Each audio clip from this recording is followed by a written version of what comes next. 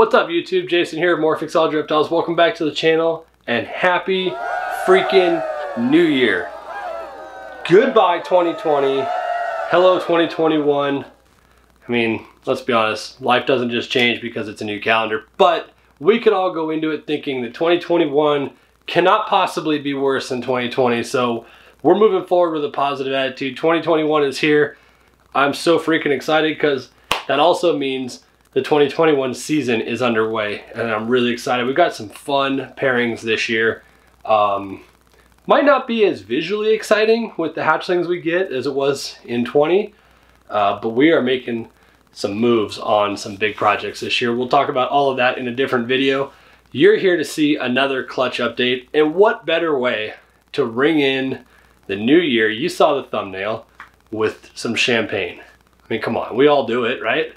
Unless, of course, you don't drink, and then if you don't, then, you know, apple juice, whatever your flavor of the day is.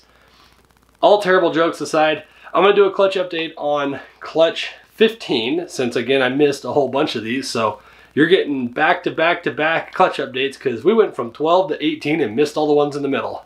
But I got some really fun stuff in this one. This clutch was so exciting.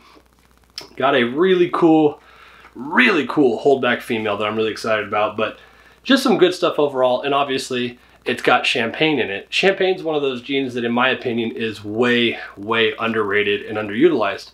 Granted, it is wicked overpowering. I think that's part of the reason a lot of people don't use it. Plus, of course, it has a lethal super, but just don't breed for it. You know, if you don't put two champagnes together, you don't have a problem. But I think champagne is way underutilized. I really like what it does. There are some keys and some ways to unlock its potential and break down the pattern a little bit, bring in some color, bring in some pattern, that kind of thing. So we're gonna go ahead and show you. I'll show you the adults like we always do, and show you the hatchlings that we had in this champagne and hypo pairing we did this year. All right, so we're gonna go ahead and start off here with the male. There was a chance this was going to be dual sired. It turned out not to, which I'm actually glad it didn't. What we have here is Theodore, who is a champagne Mojave yellow belly 100% het hypo. So again, champagne super overpowering with the pattern. You get that almost patternless animal. Sometimes they have a stripe. He's got a very faint stripe across the spine. The yellow belly bringing in a lot of color here.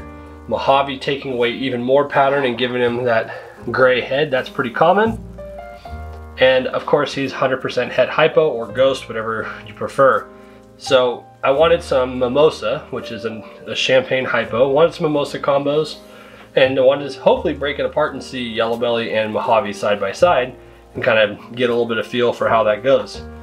So we'll see. I've got a couple things that I think I know with this pairing, or with the hatchlings, but we'll see as we go. But champagne, yellow belly, Mojave, 100% het hypo. And he was paired to our female hypo, Sky. This is one of our OG animals. Orange Ghost. That was kind of an accidental joke there. But she's one of our originals that we picked up in that collection buyout a few years back. Just a really nice example of hypo. It gives it kind of that almost a greenish tint. It looks like it's in shed all the time, which is kind of cool. But just a really pretty girl. She's a little bit of a finicky eater, but man, when she's going, she is on fire. She's putting on good weight, and we're putting her back to work again this year, I think, with the same pairing actually. So I think we're going to repeat this pairing. So if you see anything in this clutch reveal that it's not available or whatever, but you're like, man, I really want to get one of those, stay tuned. We might be able to make some more this year. So this is our girl Sky, the female hypo or ghost. All right, so in this case, we are going to go ahead and work backwards like I try to do, just so we can get to the cream of the crop here. So first up, this male is already spoken for. This is a yellow belly champagne 100% het hypo, and just look at the color on this. So yellow belly brings in a lot of color, It gives you the bright colored head usually. There's a lot of orange in this. There are some gray undertones in here, and we'll see that later in some other animals. Very common for champagnes, especially yellow belly champagnes, it seems, to have ringers of some kind. This does not mean that they're het pied. In fact, het pied champagnes are high white. They almost look like a pied. But just, I mean, as a simple 2 gene, I mean, yeah, het for hypo, of course, but as a simple 2 gene combo, I mean, this is just killer. I don't understand why people don't work with champagne like that. That is awesome. So a male yellow belly champagne, 100% het hypo.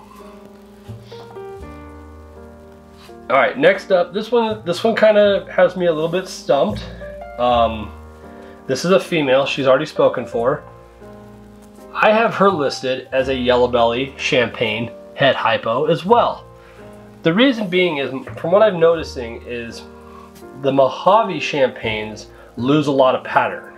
It seems like most of the pattern's gone. That's why the male has no pattern, because it would be this plus Mojave takes the pattern away.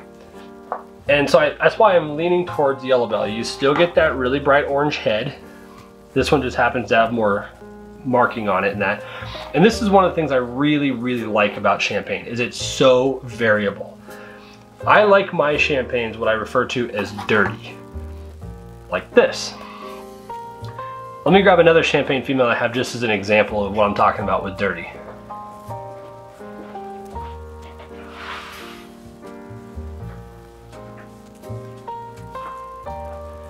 Okay, so as an example, this is our champagne scaleless head female Bubbles. So just a base morph champagne. And look at how sooty that looks. It almost looks like it's covered in ash. I love the dirty look champagnes. It's just something I've always really enjoyed. I don't like them to be super clean. And this female is no exception here. She is also really sooty. So I think this is still a yellow belly champagne, het hypo, just happens to be a really dirty version. In fact, let's go ahead and put those side by side just as a quick comparison, then we'll move on. You'll be able to see the similarities in these two for sure. They're obviously siblings. So you see, you still get the orange heads. Oh, this one was trying to bite me, so now it's hiding. So you still get the orange heads with a little bit of marking on top.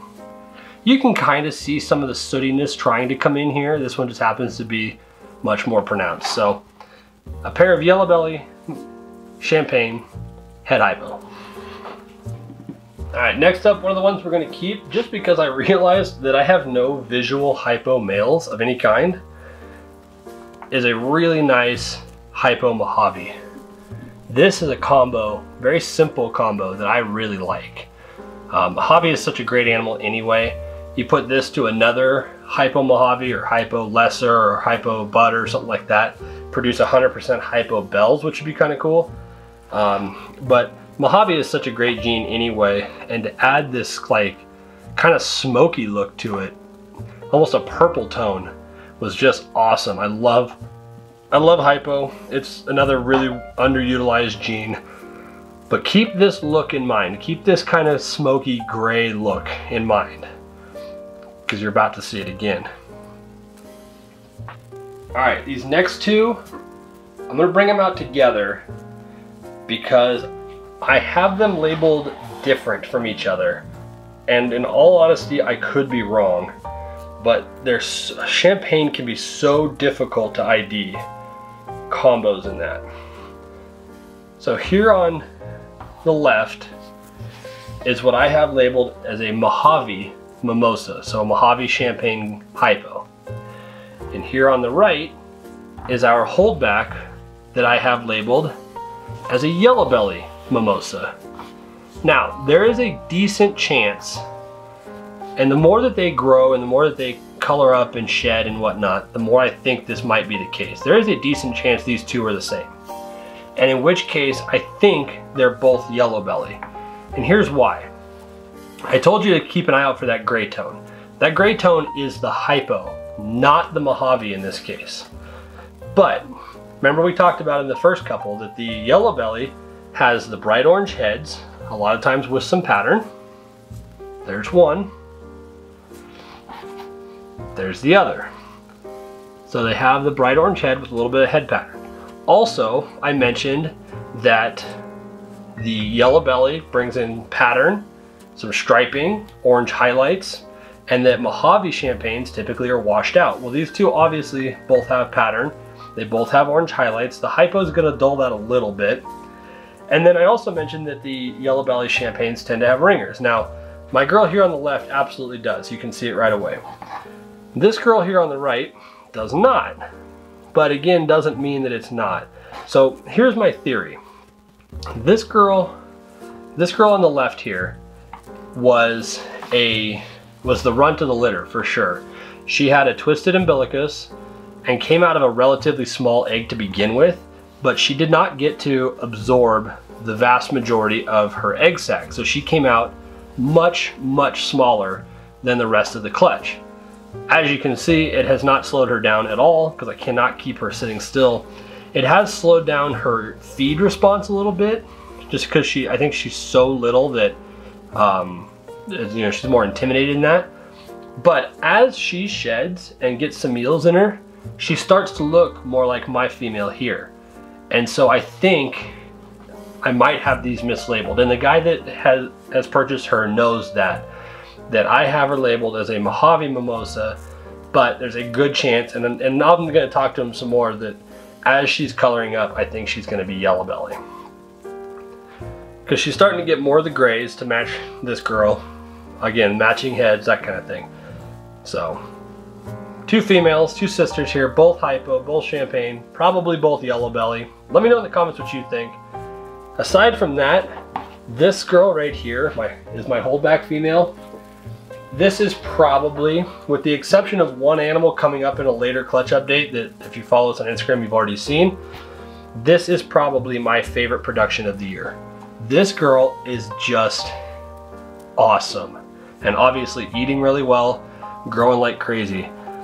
But this combination of a majority gray, really bright kind of ashy gray snake with that bright yellowish orange back stripe that's almost completely solid, the bright orange head turning into a bright orange tail with a big ringer. This girl is just phenomenal. I was so excited when I saw her come out.